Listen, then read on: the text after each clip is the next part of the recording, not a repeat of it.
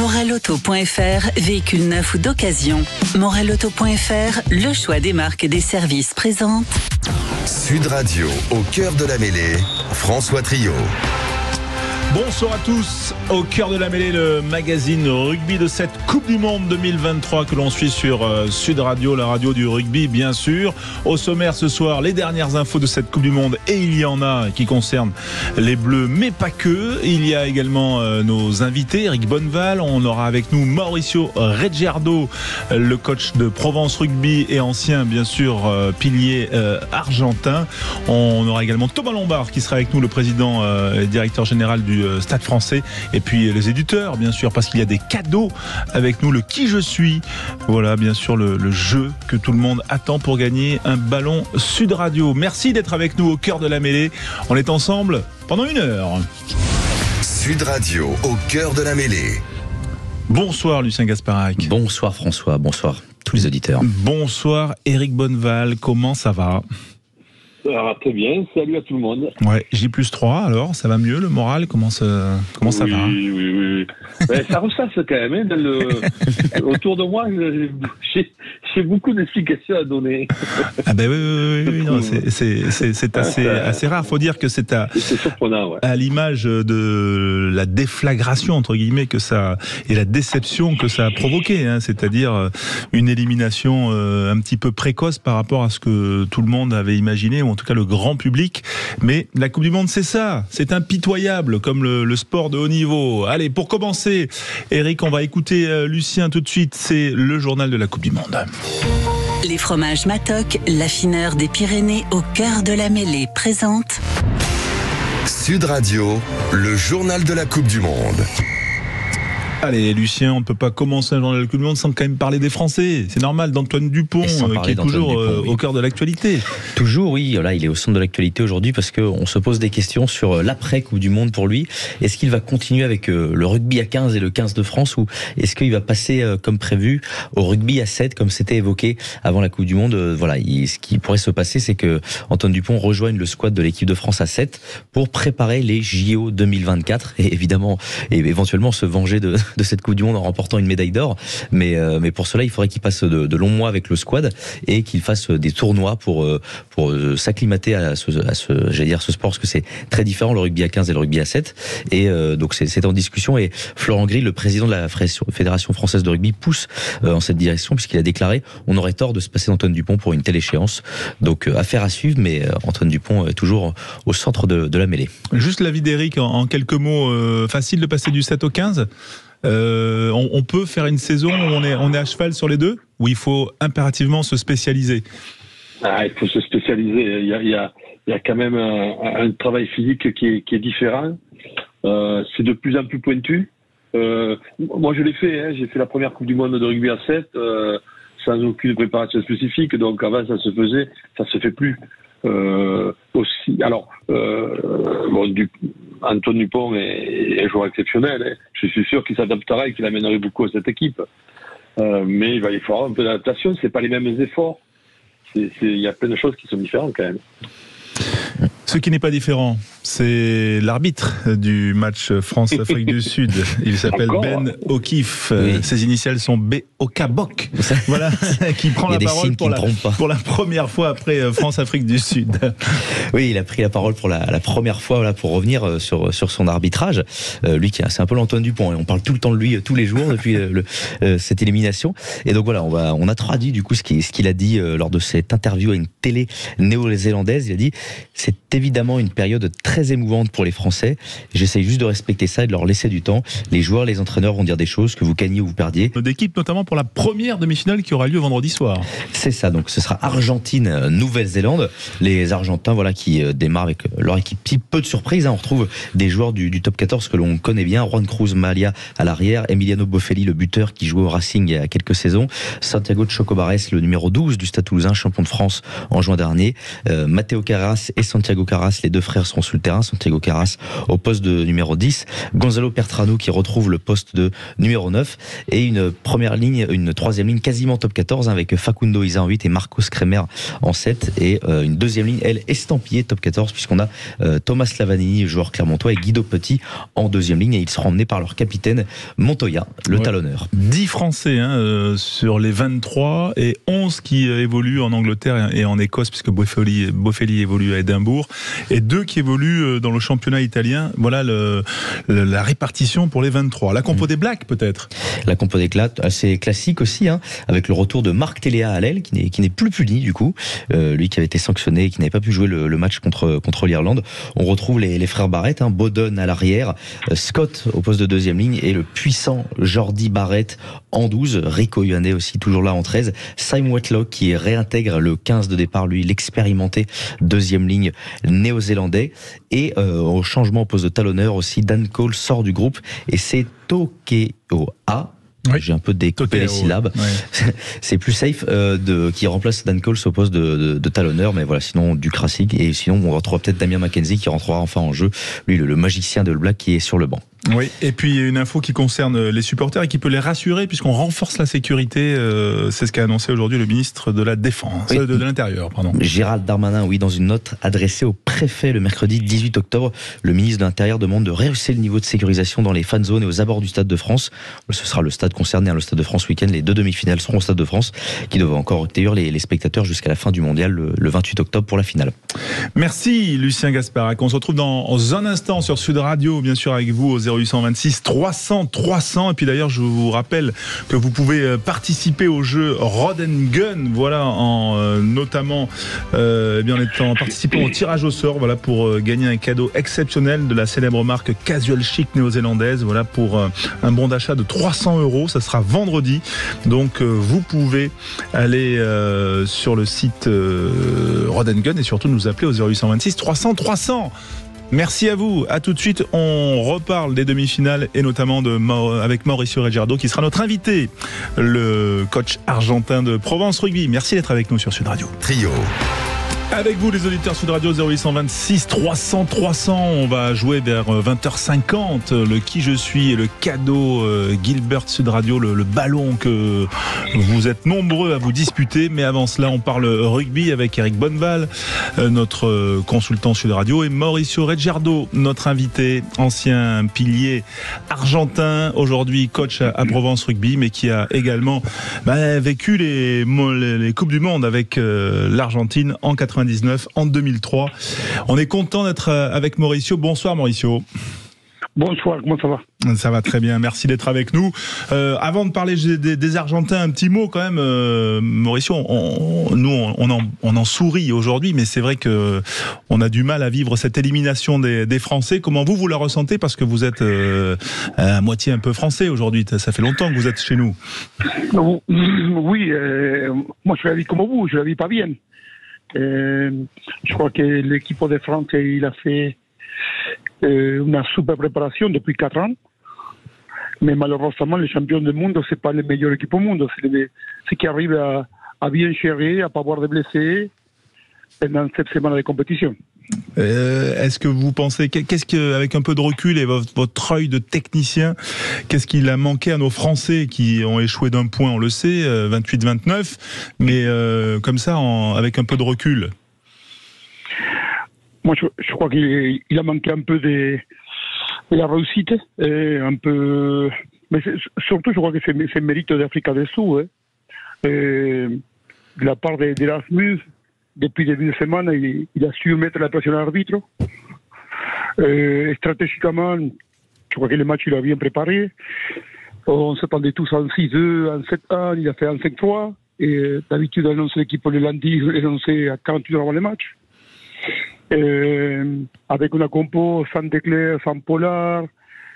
J'ai en tête encore sur cette arrêt de jeu qui demande de mêler. Je crois qu'eux, ils sont très très bien préparés les matchs.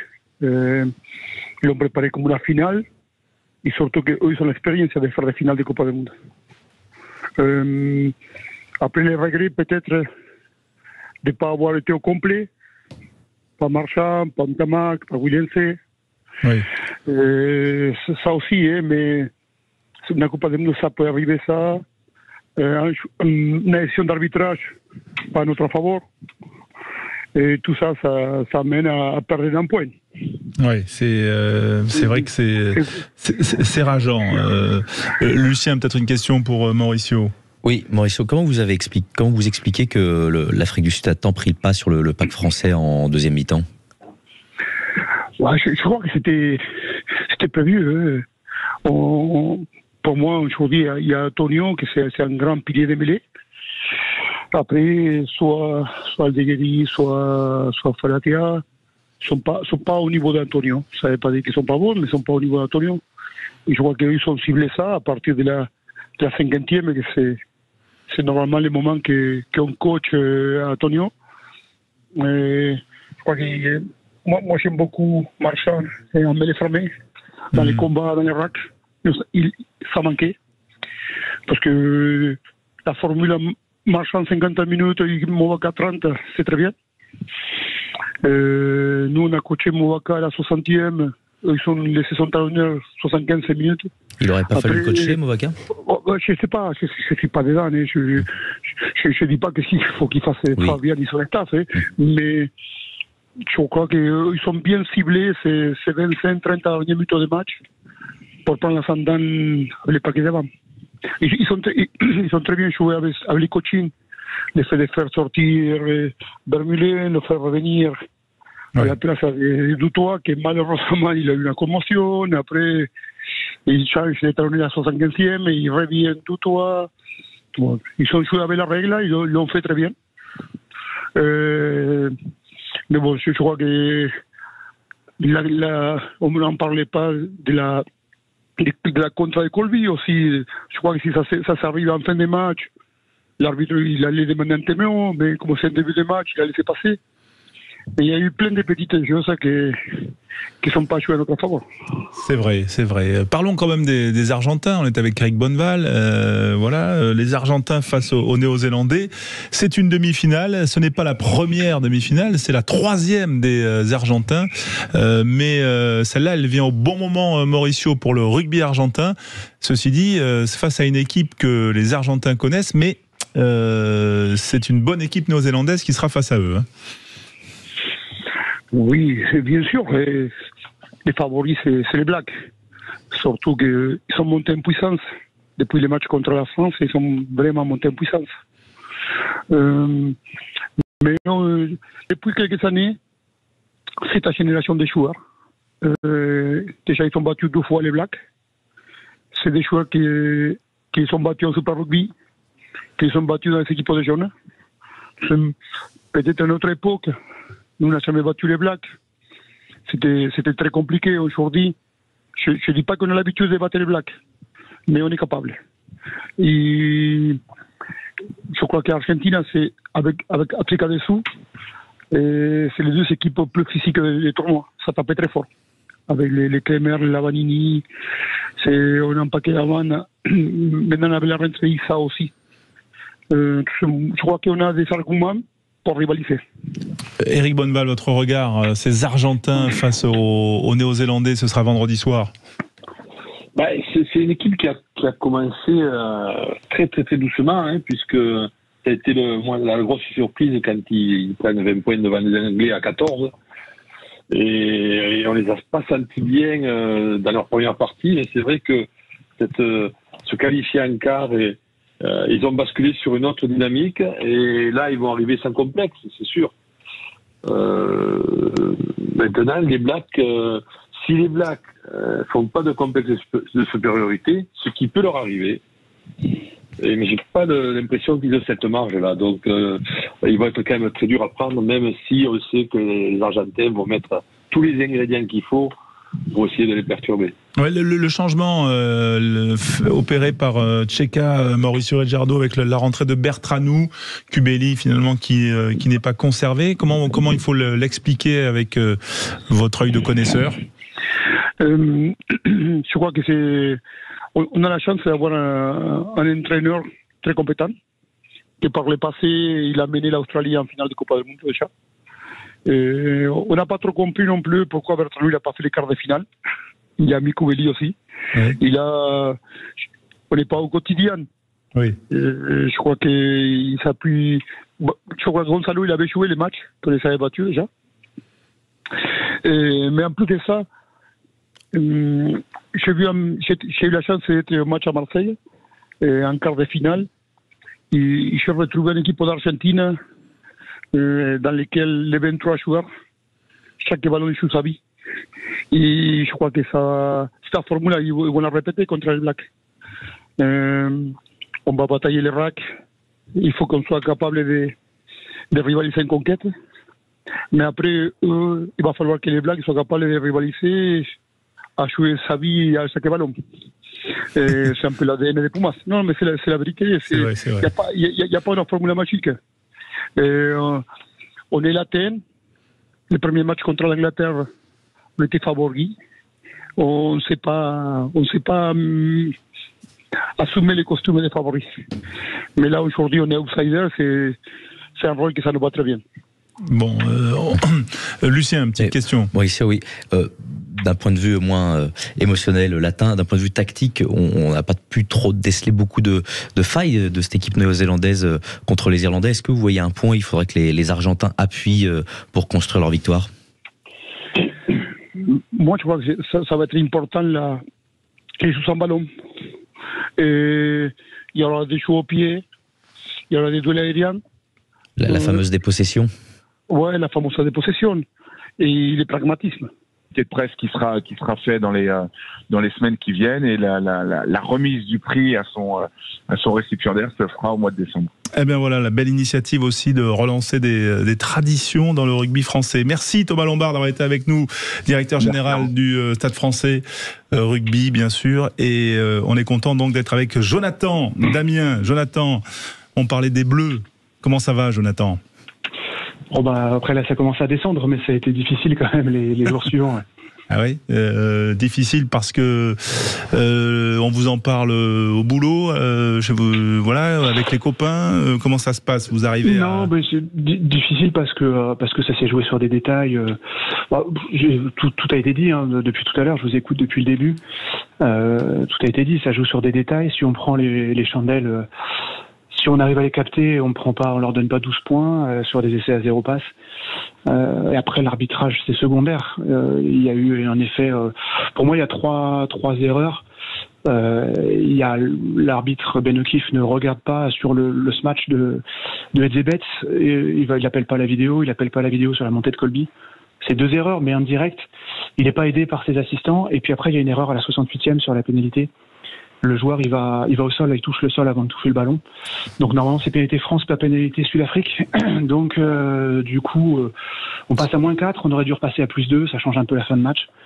Voilà, pour moi, il y a que 3 erreurs. Après, le reste, il était permissif dans les rucks. Voilà, il a été cohérent sur ça, sur tout le match pour les deux côtés. Donc voilà, donc ça joue vraiment à des détails. Donc c'est ça qui est le plus dur. J'aurais préféré être surclassé que de perdre sur des détails.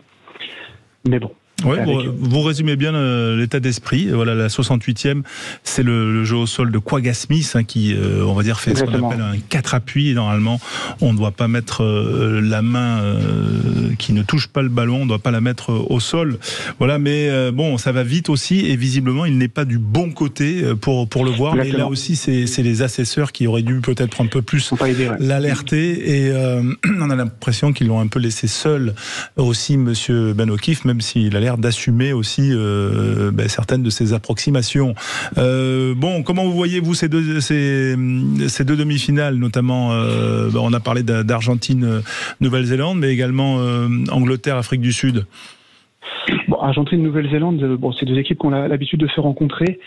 La différence là peut-être aujourd'hui, c'est que la différence du Four Nations, c'est qu'on a 2 équipes qui ont eu énormément de temps pour se préparer. Il y aura eu un Four Nations pour se préparer. Et je pense que la Nouvelle-Zélande est clairement au-dessus. Donc je pense qu'il n'y aura pas match. Désolé Mauricio, mais je pense vraiment qu'il n'y aura pas match. Ils ont renforcé avec le talonneur là, Takayao, qui remplace Dan Cole sur le banc, qui va amener de la puissance devant aussi en deuxième mi-temps. Donc non, je pense qu'il n'y aura pas match. Concernant Afrique du Sud, Angleterre, l'Angleterre, si on a tous vu Angleterre-Argentine en début de tournoi, on est tous étonnés de les voir en demi-finale, mais bon, c'est le tirage au sort. Voilà, je pense aussi qu'il n'y aura pas match. Je pense que l'Afrique du Sud va très rapidement prendre le dessus. Ça va aller trop vite pour les Anglais. Et voilà, je pense que pour les deux équipes, on aura une finale on aura une finale Afrique du Sud, Nouvelle-Zélande sans problème. Par contre, du coup, par les demi-finales, il faut forcément reparler arbitrage. Très étonnant de revoir Ben O'Keefe réarbitrer l'Afrique du Sud, après avoir arbitré sur Afrique du Sud, Irlande, en quart, et maintenant en demi. C'est un avantage non négligeable pour une équipe qui s'habitue justement à l'arbitrage d'un arbitre. Voilà, c'est un bon arbitrage, c'est très étonnant quand même de les retrouver là. La réaction d'Éric Bonneval sur ce point, la bromance Ben O'Keefe, Afrique du Sud. Ouais, mais ça peut être aussi l'effet inverse. Hein. Ça peut être que Ben O'Keefe aussi va se rendre compte des excès sur certaines situations des joueurs sud-africains et peut-être les pister un peu plus. Ça peut être dans les deux sens. Ouais. Comment tu la vois, toi, Eric, cette demi-finale, parce que franchement, je vois pas. Pour moi, il n'y a pas de match. Si les équipes restent à leur niveau qu'on a vu en demi et qu'on a vu tout au long de la Coupe du Monde, hein, tout simplement, hein, on sait très bien qu'il y avait deux tableaux, c'était pas du même niveau. Vous avez des Anglais qui moribonds il y a un mois et demi au bord du gouffre. En perdant chez eux contre les Fidji et qui se retrouvent en demi-finale, donc c'est un miracle. Et les Argentins qui ont bénéficié de bons tableaux. Moi, je vois pas comment on ne pourrait pas avoir une finale Afrique du Sud, Nouvelle-Zélande pour cette Coupe du Monde. Oui, c'est effectivement la finale attendue, mais il peut y avoir aussi son petit lot de surprises. Oui, des jeux. Voilà, des faits, c'est vrai, effectivement. Bon, on va voir ça. Jonathan, comment vous voyez-vous l'avenir de l'équipe de France pour revenir à nos Bleus? Déjà, en fait, ce qu'il faudrait, je pense, c'est retrouver une longueur de banc. Ça nous a manqué en demi-finale sur l'Afrique du Sud. Le problème, c'est que les absences de Villemc, Ntamak et Marchand, ça a fait qu'on a perdu 3 finisseurs excellents, que sont Movaka qui passe titulaire, Jalibert qui passe du coup titulaire, et Woki ou Flamand qui passe titulaire. Donc on avait un banc qui était beaucoup moins impactant, et on l'a vu sur la deuxième mi-temps où on a beaucoup plus souffert, on a moins réussi à avoir le ballon. Donc j'ai retrouvé une longueur de banc, remplacer Antonio, ça va pas être simple, de retrouver un ou deux droitiers, et puis ensuite après on a peut-être aussi à stabiliser le poste d'ailier. On a Villiers, on a Louis Bielbarret, voilà, donc on a du monde quand même, il faut stabiliser ça à l'arrière. Peut-être le 15 aussi, Jaminet, je sais pas si sur la longueur il tiendra. On a Ramos, il commence à vieillir, voilà, donc je pense que la suite est pas mal. On a une génération du 20 qui est championne du monde. Voilà, on a quand même un bon réservoir. Moi je suis assez fan de Gaëton, donc je pense qu'il va finir par trouver sa place. Voilà, on a quand même de quoi faire. L'avenir est plutôt rose. On garde une partie du staff. Voilà, faut continuer à travailler dans ce sens-là. Voilà, ça s'est joué à des détails. Ça se jouera peut-être à des détails à la prochaine Coupe du Monde, mais il faut faire en sorte que les détails tombent de notre côté cette fois-ci. Et Jonathan, est-ce que aussi on n'a pas manqué de profondeur de banc parce qu'on a eu beaucoup de blessés comparé aux autres équipes? Les blessés. Donc, c'est les blessés. Notre banc de base est bon, mais il a été décimé par les blessures en fait. C'est ça. C'est qu'on a perdu 3 finisseurs qui sont passés titulaires finalement avec les blessures de Ntamak, Villemc et Marchand. Ouais. Eric, est-ce que ça va remettre en question, on va dire, le type de préparation qu'on a faite? Est-ce qu'on peut on peut imaginer aussi que, on imagine qu'on va se poser des questions aussi sur ce type de préparation. Alors oui, les joueurs ils sont pas. De toute façon, le préparateur en chef quitte le staff, donc... Non, mais sans même parler des hommes, mais on va dire on était sur des préparations assez longues. Est-ce que ça veut dire qu'on va imaginer peut-être des préparations peut-être un peu plus courtes, peut-être moins de matchs de préparation, c'est plus moins de matchs. Longue, je sais pas, puisqu'on a été les Français, comme toujours, avec notre top 14, on a été les derniers à arrêter notre championnat, donc... avoir une préparation plus courte par rapport aux autres, finalement. Oui, alors on peut se poser la question, mais c'est toujours pareil. Après, alors ça va servir. Oui, est-ce que 2 matchs, ça n'aurait pas suffi et pas 3 en préparation?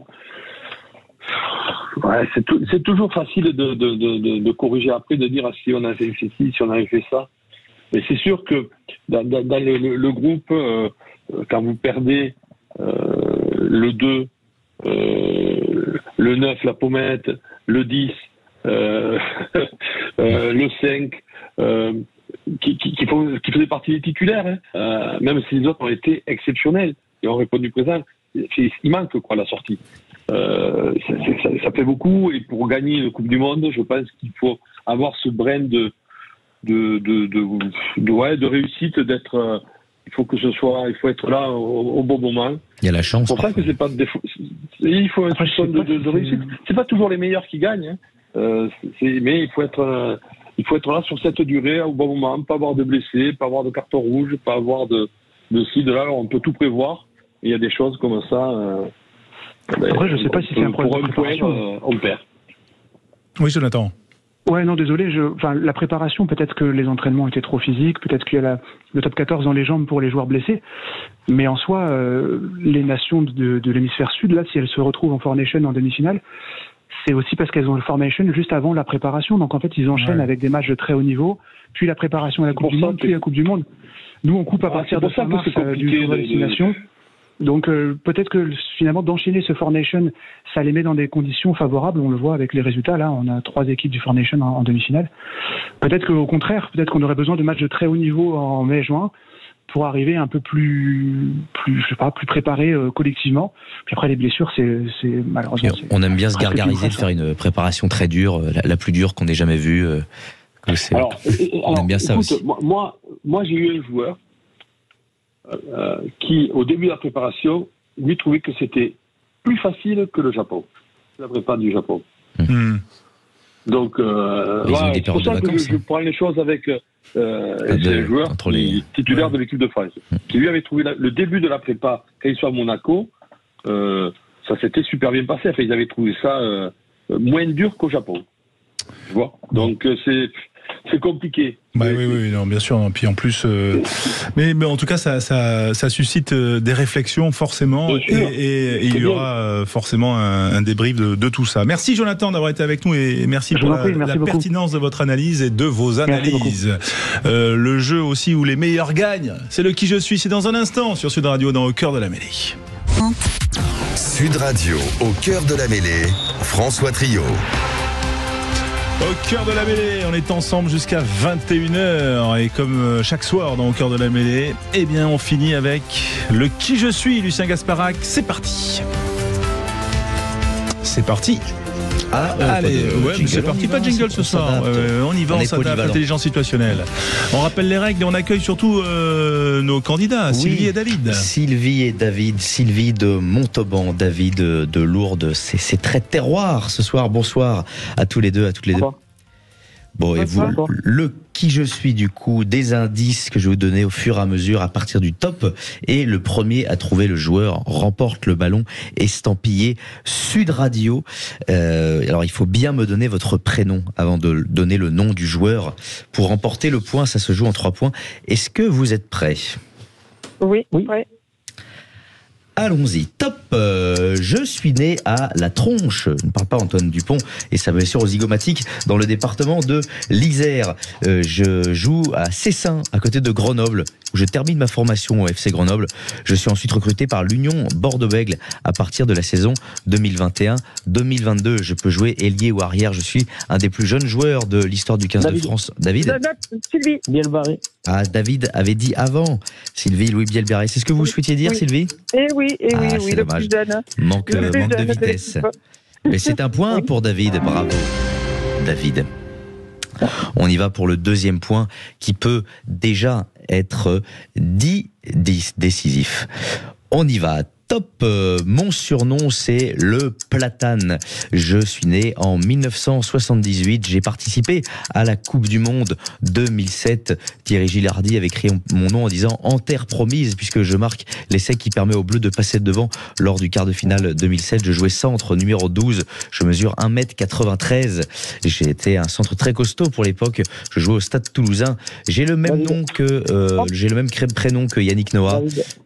David. Oui. Et 2 points pour David. Ouais.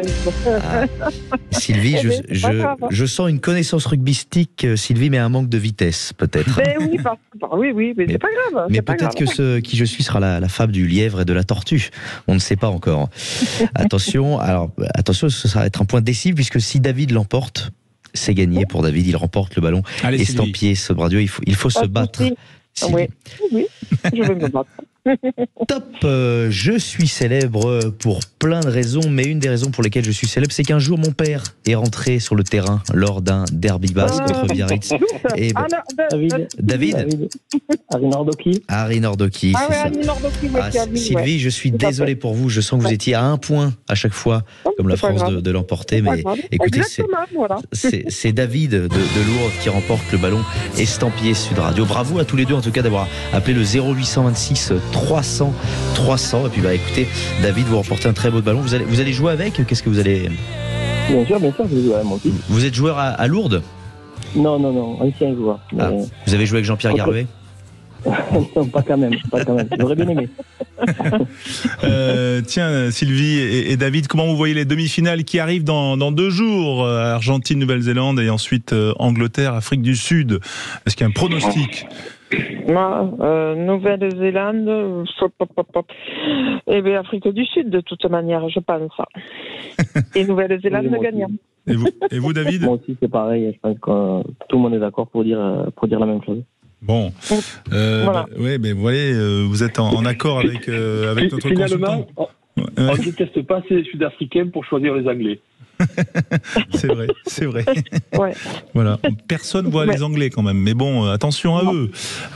Ils reviennent de nulle part. Ouais, ça serait Albion. Ils vont y repartir. Ça serait la revanche.